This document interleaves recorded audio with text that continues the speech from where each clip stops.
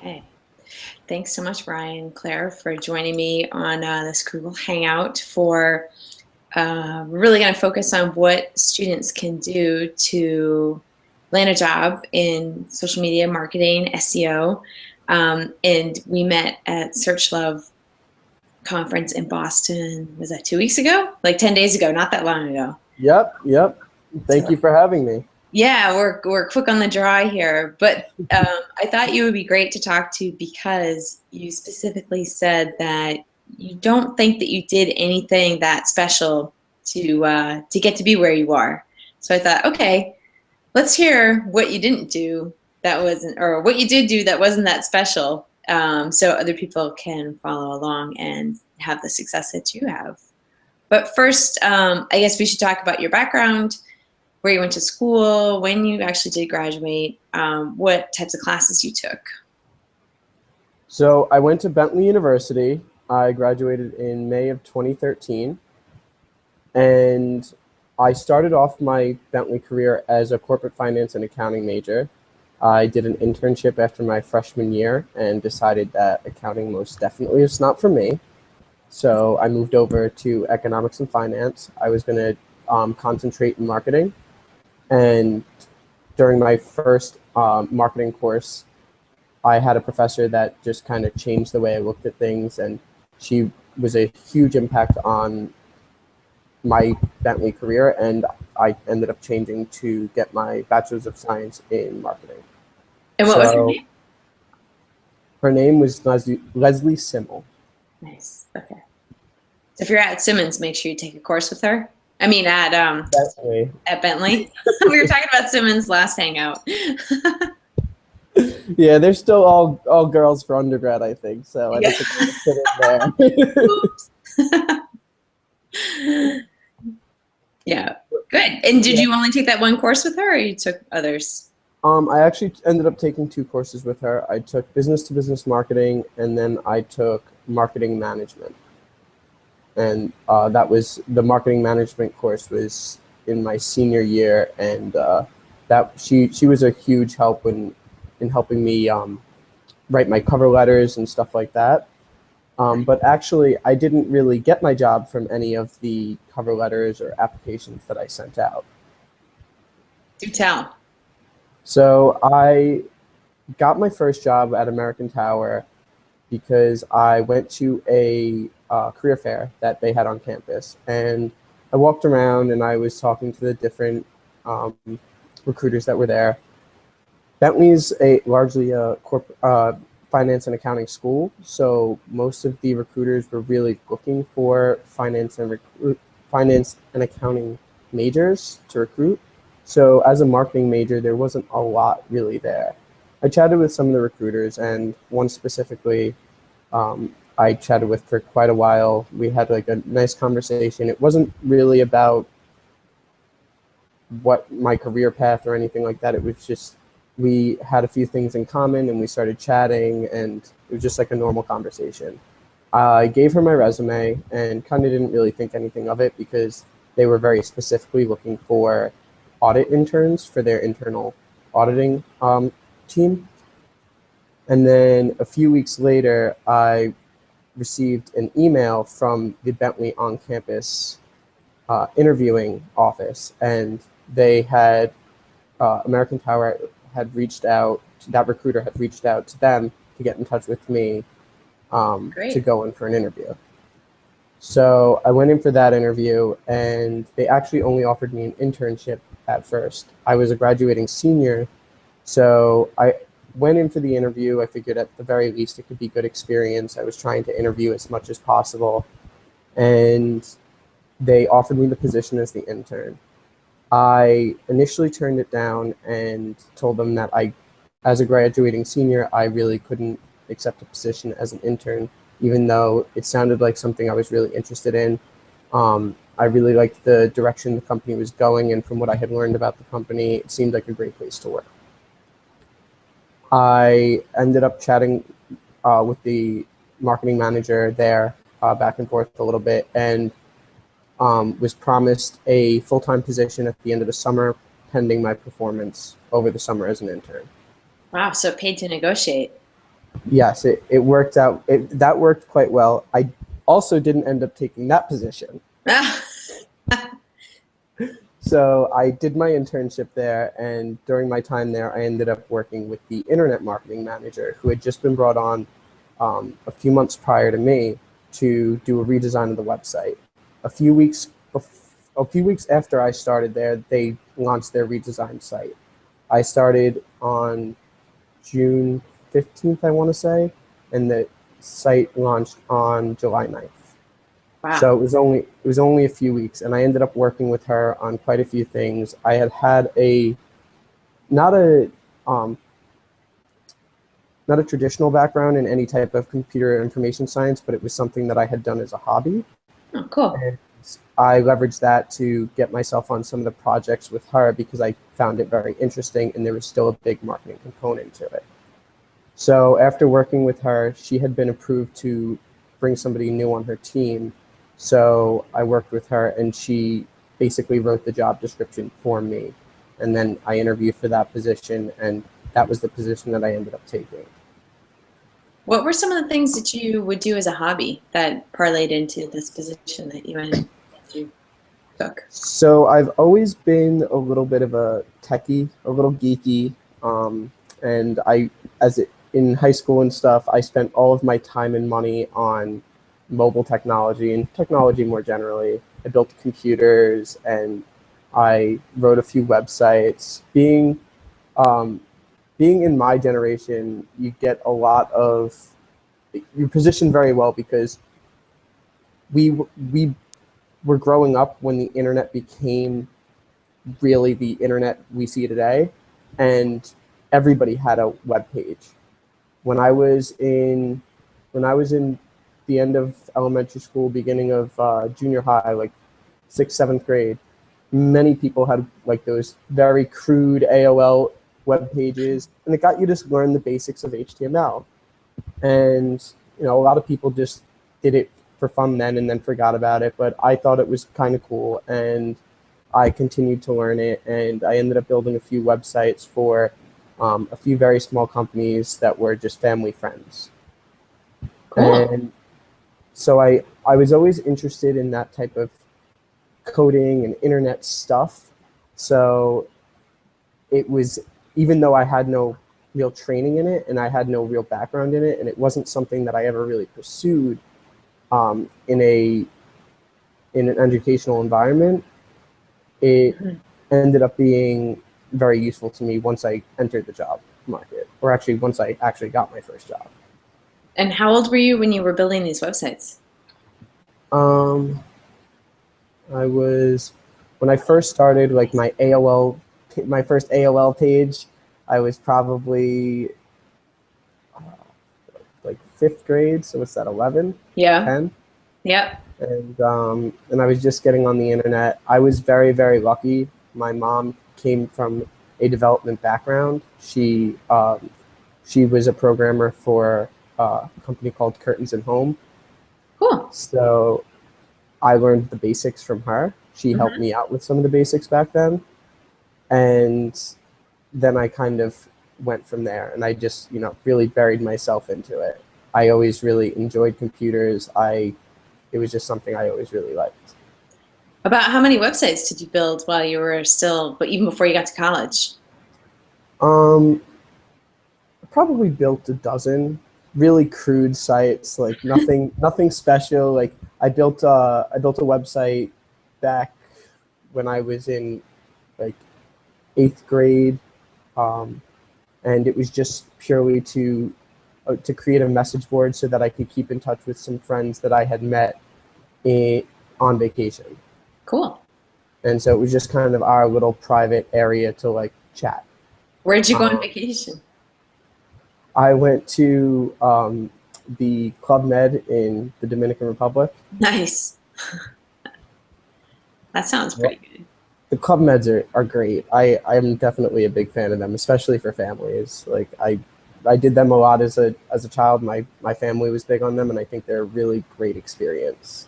Nice. Well, there you go. And now you're working in the travel industry. Yes. So after I was doing my time at, or not doing my time, but I was working at American Tower, and I was enjoying myself. I was learning. I was in a good position. I wasn't actively searching for a new job. But I do a lot of networking, and even throughout college, I always tried to get myself to as many networking events as possible, to meet as many people as possible, and just make connections. It doesn't have to be about business or whatever I'm trying to do in life, just making connections. And a friend of mine who is in the natural foods space, she had found out about this really cool product. She had actually met the founders. It's called Owl's Brew. It's a tea-based cocktail mixer. It's sold in all Whole Foods. Oh. It's really, really good. So I went to go meet the founder, who was up in Boston for the weekend, or for the week. She was doing some demos, and she had some prospects in Boston to sell to. And I met her at the bar at a hotel, the Ames Hotel, and she introduced me to her product. We chatted a little bit. We were going to see if I could do some lead generation work for her, some prospecting, and maybe even some sales. Cool. At that same night, she had left, and I decided to get another drink and just hang around a little bit. And I was sitting at the bar, and I started chatting with this guy sitting next to me, and we had just, I think it was the Panda update that had happened last October, and we were chatting about that. We were chatting about how it affected our sites, and I was working on 13 different sites, but they were relatively small. They weren't driving. They didn't have that much traffic, and we only really ranked on branded keywords. Right. So it was really difficult for me to really see how things were, being affected. Whereas he was telling me, he had these sites with, thousands of pages and tons of visitors, and so he had a lot more of an effect by it. And so after chatting for a little bit there, he asked me if I was looking for a job. I told him I wasn't, but I'm an opportunist. Have to be teenage. Have to be your own age. Absolutely. So it was actually a Tuesday, and Tuesday evening, and he was like, "Well, I'm flying back to London on Thursday evening. Can you come in on Wednesday or Thursday?" I was like, "Well, tomorrow is Wednesday. It would be unreasonable for me to just be like, hey, I kind of can't come in today." So I think there was a press release that day, so I had to be in the office to stand by for that. But so I ended up going in on Thursday, and I interviewed here, and now I'm at Cheap Flights. And cool. That person that I ran into at the bar is now my boss's boss. Nice. That's awesome. So it pays to be friendly and confident, and to be self-assured when you're networking. What other tips do you have for students who are where you were 2 years ago? I think one of the biggest things I could say is just meeting new people. And when you go to a networking event, don't just talk to somebody and try to figure out what they can do for you, because people see right through that, and people don't really want to just talk to somebody who's looking for something. Everybody's there for a reason, but if you make a connection, a genuine connection, you're much more likely to get something out of that relationship, and it's going to be a reciprocal relationship more likely. You're not going to just try to, get it. Somebody's not going to meet you at a networking event and then be like, "Oh, I'm going to give this person a job." Right. But if you start a relationship with that person, if you make a connection, and maybe it's over sports, maybe it's over Panda algorithm update, that's going to create, a talking point and something you can converse about, and they're going to be likely to remember you. Right. Yeah. And what about, I think you mentioned when we spoke before, how many networking events would you go to while you were still in school? So as a student, I was pretty heavy on it. Even in my junior year, I started trying to go pretty frequently. I was trying to go to 1 or 2 a month.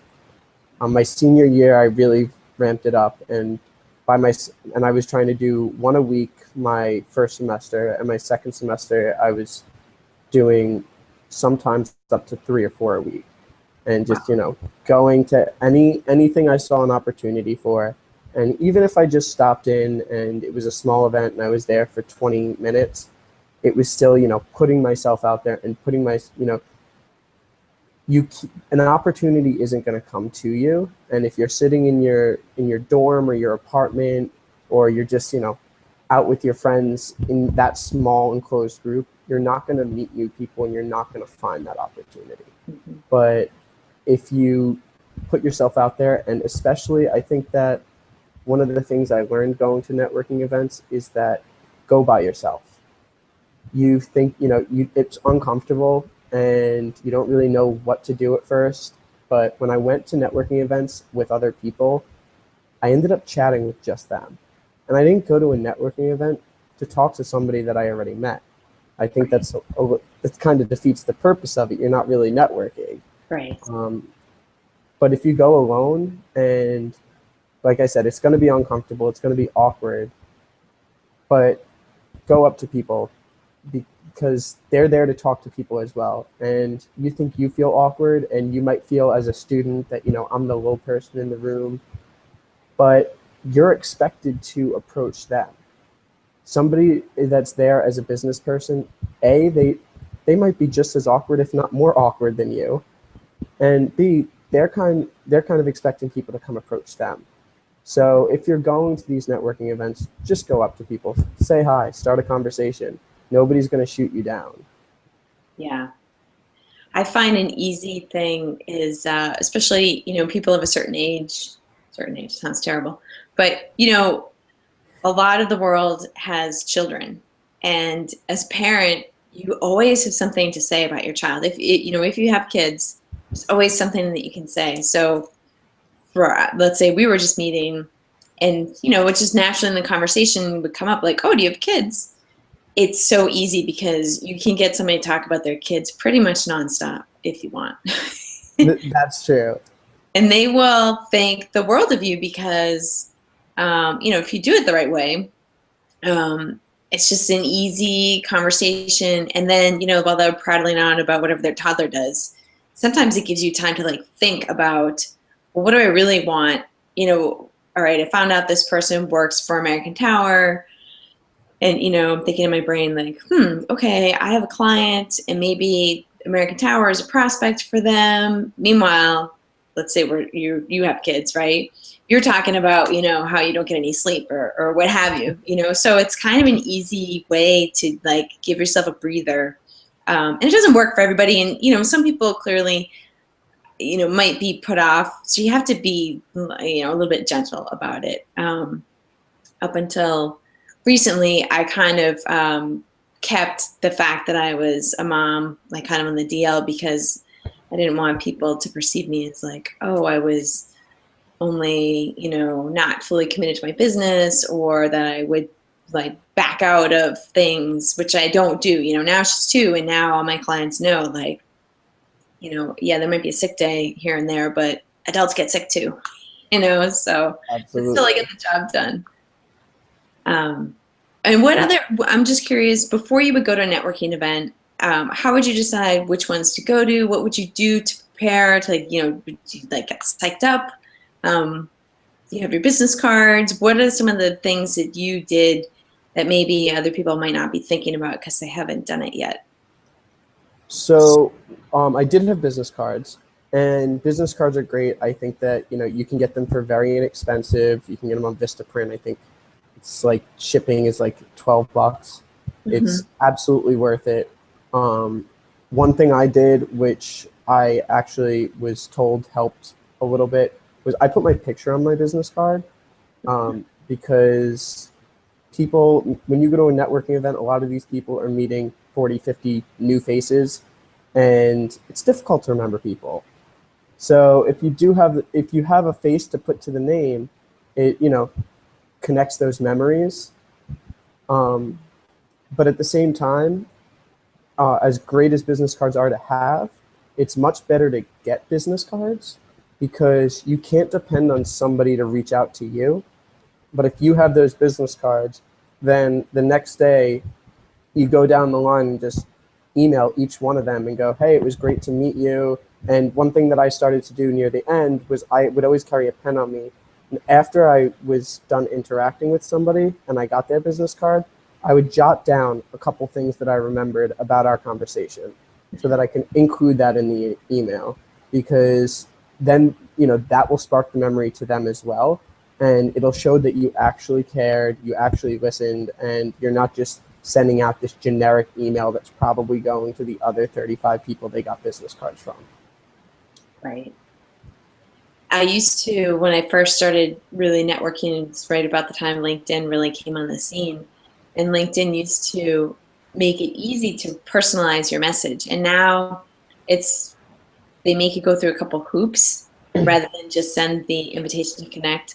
But it's also important to remember that LinkedIn, not everybody is on there all the time. They may not see the response. Typically, I will reach out to people on LinkedIn, and if I don't hear back from them, I might send them an email as well, just to kind of close the loop. But LinkedIn, if you can't remember who that person was, you got a stack of business cards at the end of the night. I'm like, okay, was that this person or that person? You can go on LinkedIn, and most people, so it can help be like a little trigger right there too, and look and see who their connections are too. LinkedIn, I think, is a really great resource. So would you do like any, there's a TED Talk that talks about like if you raise your arms over your head, and like there's all these different techniques you can do that basically biochemically build up your esteem. Did you do anything like that? I did not. I'm actually really, really lucky. I am super extroverted and I'm pretty outgoing. So I naturally just love to talk and meet new people. So I didn't really have any of those things. Like public speaking is not something that I ever considered a fear, whereas that's like actually one of the number one fears. But like they say, I think it's a Seinfeld joke. When you're at a funeral, the person giving the eulogy would rather be in the coffin than be giving the eulogy. That's awesome. I always liked public speaking and stuff like that, so engaging with new people was a lot easier for me. Yeah. What I would do is I would just, review my resume, just think about things that I would want to talk about, the news as well, review the news, just quick things that are happening. If it's a marketing event, look at, top marketing news, what's happened in Mashable, what's on Marketing Profs. If it's like I said, I went to a bunch of networking events that weren't related to me. I went to finance events, look at the stock market real quick, see if, if there's a huge influx, then it's probably something you'll want to be chatting a little bit about. And even if you don't have an extensive knowledge of it, you could just be completely honest. Don't try to play yourself off as a finance major at a finance event if you're not. But just, chat about it. People like to talk about things they know, and you can also learn something. Cool. So what is your job like day in, day out? What are the types of things that you're doing? So I do strictly search engine optimization. I monitor traffic, do daily traffic reporting. We work very closely with our content team and our social team. I help find content gaps and look for, new areas where we can build new content that we can then do outreach on, or that will be linkable or shareable content. Basically, Google looks pretty much, not exclusively, because that's it's not really true, but the biggest way to improve your search ranking is going to be by building links. It's going to hurt you if you don't meet the technical SEO points, and you're not, you don't have your meta descriptions written, or your site is loading really slow. But it's really going to be link building is a big part. So I work a lot on that, as well as I do write some of the meta titles and meta tags, or meta descriptions rather. What about keyword research? Do you have any particular tools that you work with that you recommend to people? We use GetStat to track our keyword rankings. I think it's a really great tool. It's really robust. It's a little expensive depending on what your needs are. If you're a small business and you don't really have, it's going to be, I think it starts at $500 a month, which is a lot for somebody's Right. SEO budget if they're a small business, but it's definitely a very useful tool. I know there are others out there, but I honestly just entered SEO. I entered SEO at my previous job, but it was a part of my job where I managed a consultant, and now I'm just entering SEO as of last December as a strict SEO. And so I'm not very well versed in all of the different options as far as the tools. I kind of use the tools that we have here, and I'm helping learn those. BuzzSumo is another tool that helps find new content that's out there. It's a really great tool, and within the content you can find keywords, and then from there you can find new keywords that you can then look at the search volumes and see if they are decent keywords. Cool. That's great. And do you have a regular, like you have to be at the office at a certain time? Like what's the day-to-day like for you? It's pretty flexible here, but I'm an earlier person. I like to be in early. I also like to take generally longer lunches. So I come in around 8:30, and I'll leave between 5 and 7, depending on if what I have to do, and whether or not I've taken a longer lunch. But it's pretty laid back here. It's a really great atmosphere to work in. The only day I think I've had where I dreaded coming into the office was like a few weeks ago when allergies were really hitting hard.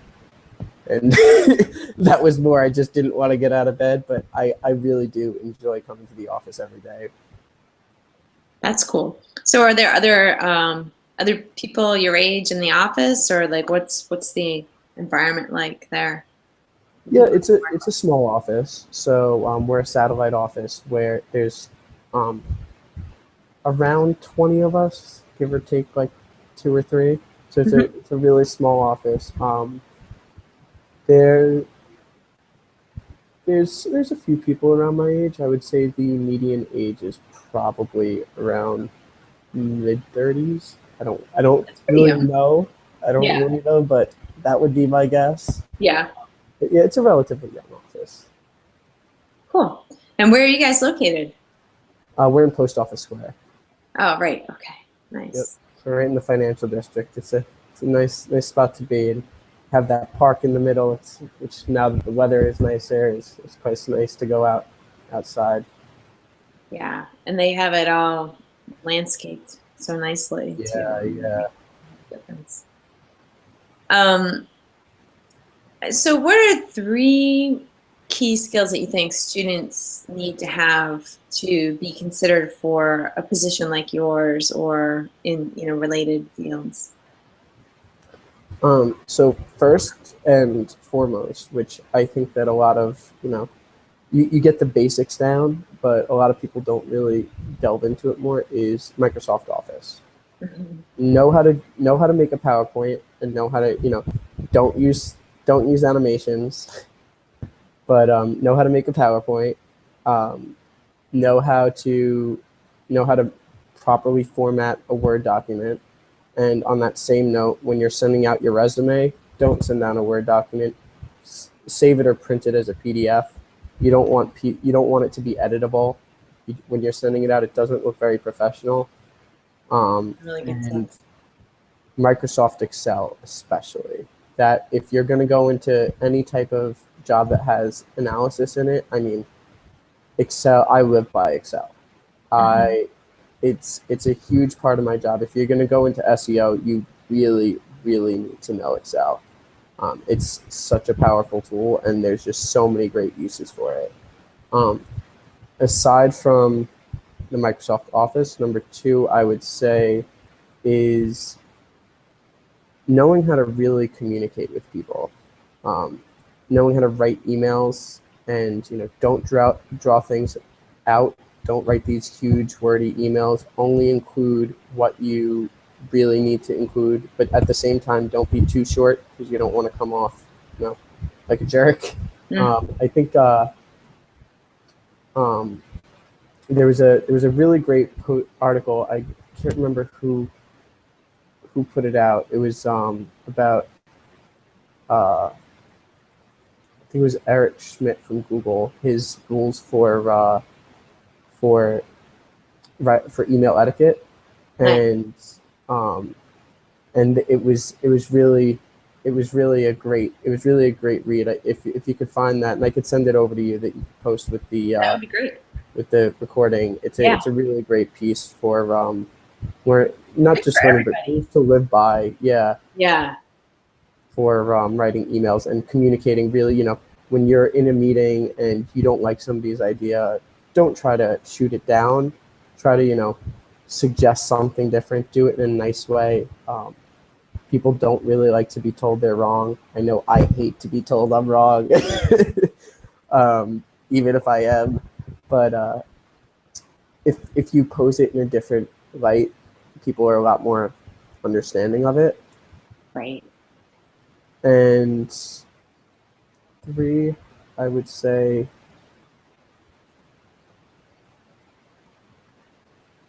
know how to really be at work when you're at work, and learn how to single task. That's something that I had to learn. Hmm. Um, That's really we're in a generation where multitasking is pretty much rampant. You go out, you're with your friends, you're talking to somebody, you're texting somebody else, you're Snapchatting somebody else, and you're thinking about something else all at the same time. And at work, you have email up and it's constantly popping up, and then you have the work that you're actually working on, and then you have your phone, which is vibrating with text messages or Facebook messages or notifications or whatever else. And I've started to that was something I had quite a lot of difficulty with when I first started at American Tower, where I was kind of all over the place, and it worked for me when I was in school right. because I wasn't working 9 to 5. I kind of was working anytime I just had. And if you're in an environment like that and you're with a startup or something like that, that's great. And if you can make that work. But I think for most people who are going to be in an office environment, it doesn't really work. And so now what I do, I really work on single tasking. I use an application called Stay Focused to help me, like, when I constantly am changing what sites can and can't be blocked based on what I need to be doing, because I can't really, can't block Twitter and Facebook all the time because that would make it hard to do my job. And Yeah. similarly, there's a lot of different things that could make that difficult. So I can't just do an all over block, but using that to help me, just force me to not get distracted. And I mean, I block out news sites a lot. I block out a lot of SEO sites a lot, because I'll see something and they'll be like, oh, let me go look that up, and like go to look it up, and I'll go to search engine land, and I'm like, okay, now I'm spending an extra 20 minutes reading about this thing that is great and can Right. be very useful, but I'm not getting my task done. Right. So I think just really being present at work and learning how to single task and get the project you're working on done, Yeah. rather than getting a little bit of it done and a little bit of something else done and a little bit of something else done. I don't think that the quality of work really comes out when you do it that way. And that was something that I had to learn, and I really wish that I had learned a little sooner. And as far as, learning things, how did did you take a course in Excel? How did you perfect your Excel skills? Because I know that that's really key if you're in SEO. So going to Bentley, very economic or very finance and accounting targeted. So in everybody's freshman year, you're forced to take I say that like it's a horrible thing, but it actually is really you're required to take a course that introduces you to Excel. Mm-hmm. I had Excel experience prior to that. When I was in high school, I took a computer for business course. I was certified in Microsoft Office 2003, which by the time I got to college was useless, but this function still carried over and stuff like that. So I started using Excel from a pretty young age. I'm an Eagle Scout. So when I was in Boy Scouts, and I was the senior patrol leader, which is like the highest ranking scout that's like a child. I used to use Excel a lot to keep track of things, whether it was budgets for a camping trip or attendance or whatever else. It was something that I leveraged as a tool. So I got, an early start there. I got, like I was telling you at Search Love with my job, I just got really lucky with the way things happened. It was a really fortunate series of events. Like definitely there's a ton of resources out there. There are YouTube videos about SEO or Excel for SEO. There are whole websites devoted to it. I frequently look up different functions and different ways to use Excel for different things. I also am very lucky to have a lot of close resources. My roommate he works in finance, so he uses Excel a lot. He's a power user, so I get to ask him a lot of things when I have like really difficult time figuring something out. He usually knows something that can help me. We also have some analysts here that are really, really great. And that, going back to that, when you're in the workplace and you find out somebody's good at something like Excel, make friends with them and don't be afraid to ask, because even if they don't know and they're good at Excel already, they're going to have a better chance of figuring it out, and they're probably going to find it as a challenge, which will then, they'll be excited to share that with you and teach you how to do it. Cool. So I'm just curious, before you, I guess, rewind back 2 years, what did you know about SEO? About what you're doing now? I knew what it was. Yeah. I knew that it was like really changing. I remember actually like really, really crude SEO back from when I was in high school, and learning about how websites would do stuff like, put, in the same color as the background, put all the keywords, or under a photo, they would put all these keywords and just so really bad at that stuff now. Yeah, stuff that obviously doesn't work. But that was kind of like the idea that I had on it. I didn't really know all that much about it. I knew that there was a lot going on with Google. I've always been a Google fanboy. I really, really bought into the Google ecosystem, which sometimes I worry about, but we'll see. Hopefully they won't take over the world and steal all my data. But so I did know a little bit about it, but I didn't know quite the extent of it. I knew that keywords mattered. I knew that content mattered. But it was really, I learned a ton from from the consultant that I worked with at American Tower. His name's Bill Schultz. He's now working out of Texas, I believe. He's since moved. He after not this past winter, the winter before that, I think he was a little ready to pack up and move somewhere warmer. He picked the right time to leave. Yeah, I'm still in touch with him, and I was chatting with him about that a few months ago when there was still 7 feet of snow in Boston, and we were trekking to work. Yeah, eek. I think I've met him before through search engine marketing in New England. That name sounds really familiar. Well, what other tips or advice do you have for students who are maybe interested in social media or PR, marketing, analytics? Because you do touch on all of those things at work a little bit, right? Because you work with those teams. I do. Especially analytics, I work in a lot. If it's something that you're really interested about and read about it, and if you have thoughts about it, blog about them. It's something that I'm trying to start doing myself, and I've started, publishing a few here and there. I think I've only published 2 short blogs on LinkedIn, but it's a great place to just publish stuff and get yourself out there. It's a great way to improve your SEO for your name, and really creating that personal brand, which you hear about so much, and it's such a buzzword. But get on social media. Don't do stupid stuff on social media. Just be kind of smart about it. I'm not saying to lock everything down and don't post any pictures of you drinking or anything like that. People understand that everyone likes to have fun, and the way I feel, if I wasn't going to get a job because I posted a picture of me at a party, then I probably don't want to work for a company like that. That's going to be that conservative, because that says something about their corporate culture. But really, create your brand and really promote that brand. Twitter's great. It's a great place to interact with people.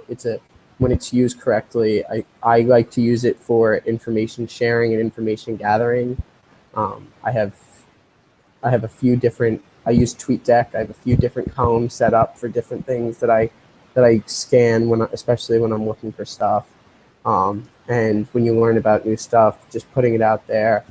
But I think blogging is something that, it's very easy to do, and it's also very easy to do and then not get noticed. But doing something like blogging on LinkedIn, I think, can really be a great starting point when you're a student and you're learning about all this new stuff, and just really keeping up on it. Read Mashable, and go to networking events about it. Go to shows about it. A lot of the trade shows even have options for students, if you're still a student, that you can get in for a reduced price. And I've never had the opportunity to do something like that, but if I did, I think it would have been an amazing experience. And I think don't be afraid to approach an organizer. Let's say that it's $50 to go. I think a lot of organizations would say, oh, just come, it's fine. Well, we're going to waive your fee, or it's $10, or we'll get someone to sponsor you. And shows, especially if you have a blog. I mean, when I first started out, I did a lot of blogging, and I used to be a journalist. I knew nothing about search marketing or social media. I mean, social media was barely starting back when I was thinking of leaving the Boston Globe. And I went to all kinds of shows. I went to like printing industry shows. And it's amazing because I was so sheltered being in the newspaper world that I didn't really know kind of what was going on. And I was at a print show, and some guy says to me, we're on the trade show floor, and he says, you should read this book by this guy who was the keynote yesterday. You should have been here for that. And it was David Meerman Scott's first book. And it was he's like, basically, he says you need to hire a journalist. What you should do is you should go to every show he speaks at and hand out your business card. You know what? That is amazing advice. So I read the book, and I was like, okay, I got to figure out this SEO stuff. And I think, what's different about being a student, and at that time I was, in my mid-30s, so I was long. I mean, I had my master's redone and all that. But I think what's different now is that there are so many opportunities to learn beyond school and to be your own professor and curate your own education. And I think that that's what's important. And in this day and age, it's really crucial. I mean, you must have said at least a dozen times, I'm reading this, I'm looking up that, I follow this person. We met at a search marketing conference. So all these things that you can do, it just never stops. So you may as well start now, don't you think? Absolutely. I couldn't agree more. And I mean, reading is something that is, everybody reads, and not just articles and stuff like that, because everybody reads tons of articles, and you have Feedly and Twitter, and you're constantly reading new stuff. But I think also reading full-fledged books, which is something that people don't really do so much anymore, is really, really important. I've read almost all of Malcolm Gladwell's books now. I think he's a phenomenal, phenomenal author. It's definitely something to read. They're interesting takes on, they're not directly business books, but they'll help you in business. They'll help you really think about the world in a different way. And but yeah, reading and learning, just constantly making sure you're learning. If you're not learning, you're in the wrong place. And the same goes for your job. If you're at your job and you're not learning anything, you should probably find a new job. I was just thinking that when you said that, I think when you're looking for a job, you want to look for a company or an organization that's really going to help you learn and keep learning, because ultimately you are investing in your personal brand. When I first started my company, just the Great Recession was just starting, and I always say it was a great opportunity to start a company because I wasn't so busy with client work that I could really educate myself on SEO, social media. Like I said, I didn't know anything. And if you are if you're entering a good job market like there is now, and you can be selective, choose the company that's going to say, like, yes, we give you time to research and we want you to go to conferences, and embrace all those opportunities. Because there are companies out there who do not support that. I was offered a job, and that was the deal breaker for me. As I said, I want to keep still going to conferences. It's important for me to keep up to date. And they really weren't on board with it. And so we just sort of said, like, let's not go down this path any farther. If you have that, you have two good offers, I think go for the one that's going to support you in terms of ongoing education. And yeah, I think that's a very, very important part. You should make sure that your company is committed to growing you as not only as an employee, but as a person, and letting you learn. It should be relevant to your job in some way, but letting you learn things that you want to learn. Right. American Tower provided budget for educational opportunities. A lot of companies also give the tuition reimbursement, which I think is a little bit not as great as actually sending you to conferences or seminars. Cheap Flights obviously sends us to conferences. We wouldn't have met otherwise. Yeah. But it's something that's very important, and that they'll give you the time to really grow yourself. Yeah. And what other books have you read that you like, that you'd recommend? A bunch of my interns are graduating on Sunday, and if you're going to be on the beach this summer, have some time to yourself. What books do you recommend picking up? I'm a big fan of all the classics. I love, because they're great talking points, but I just think they're great reads. 1984 and Fahrenheit 451 and Brave New World are like three of my favorite books. Yeah. I love dystopian novels. Great Gatsby is another one. If you're trying to go a little more to the harder side of things, Getting to the Yes is a good book. I can't remember who exactly the author is. Like I said, Malcolm Gladwell. I'll always recommend his books, as well as looking at if you're looking for just a beach read, looking at the New York Times bestseller list, because a lot of people have read them, and they're generally good books, and they're generally something that's pretty easy to talk about in an educated crowd. Right. Yeah, that's a great tip. And I think too, another thing that I didn't want to miss out on, we talked about blogs and books, but podcasts also. Yes. I actually just started really listening to podcasts now that I have a decent walk in my commute, so it works out quite well. I used to be a big NPR listener when I was driving to work, but now I listen to it's Mad Marketing Hour, I think. Yeah, nice. And no, I don't. I'm not really good at remembering. I could shoot you over the names of the Yeah, yeah, yeah. podcasts That would that be I've great. started listening Ones I to, like. and you could post them later. But I think they're really really great to. They're easy to listen to. Put them on your phone, even if you and you can. I use the application Stitcher, which lets you download them offline, so you can listen to them when you're on the train and you don't have service. Um, they're really great for commuting, I think, or getting ready in the morning. I've started trying to do that. I'm not as successful as that because I'm usually too tired to remember to do it.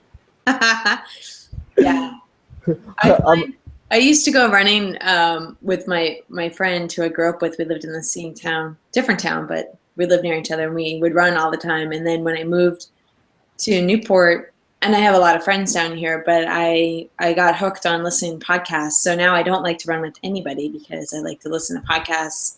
And I'm also a big fan of Audible and listening to books, which can be good and bad, right? Because sometimes like you're really in the thick of it, but it does have a bookmarking feature, which I really like. So I have some books that I can just go back and listen to the bookmarks, to kind of get a quick refresher. But and I always have it with me, right? Because it's on my phone. yeah, So yeah, anytime. And I used to drive my husband crazy because we'd go on vacation and I would just like be sitting on the beach listening. And he'd be like, want to say something, he'd be like, oh, wait a second. yeah. I'm not personally a fan of listening to books. Especially the whole like speed of reading it. I like to, when things get really good and I start reading much quicker, and then Yeah. when I'm listening to it, I get a little like Well, I antsy. listen All to right, it. what's going next? Yeah. No, I listen to it at triple speed. You can like speed it up or slow it down. So yeah, some of them, it depends on the book. Like I re-listened to a book on gamification. I listened to it first last summer, and then I just finished it. I thought, oh, I'll just listen to the bookmarks, but I ended up listening to the whole thing again, and listened to it at normal pace, which was good because I got a lot out of it. But yeah. Well, Yeah, cool. Yeah, you have to send me your lists of podcasts and blogs, things that you like. I would love to be able to share that. And any final tips or anything that has popped up? I know you um, gotta get back to work. yeah, I do. But final tips. I think it's just really important to put yourself out there. It's like I said, I don't feel like I did anything special. I just kept making sure I was out there. I talked to as many people as I could, and I got lucky, and that's really what it is. You there's a lot of luck in the world, um, and you just kind of really have to make yourself available for those opportunities, and that's how you become a lucky person. I think that luck isn't just something that is magical and that you really just have or you don't.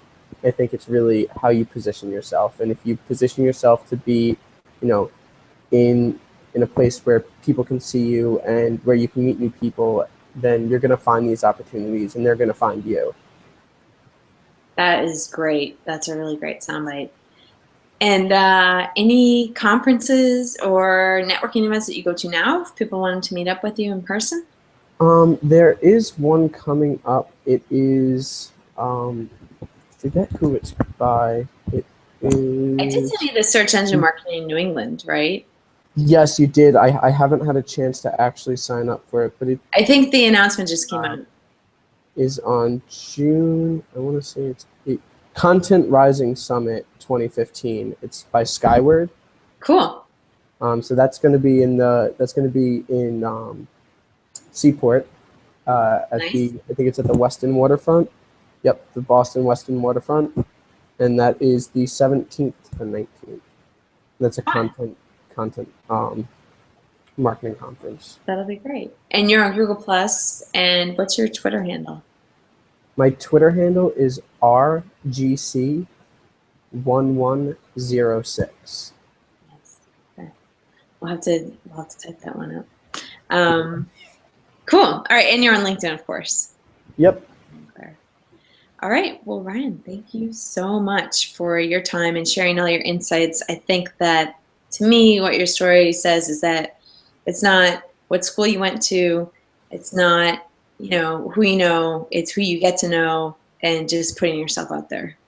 Yeah, and actually that just leads me to one last tip about LinkedIn. Something that I noticed, put keywords and buzzwords in your title, even if it's not really what it is, if that's what you want to do.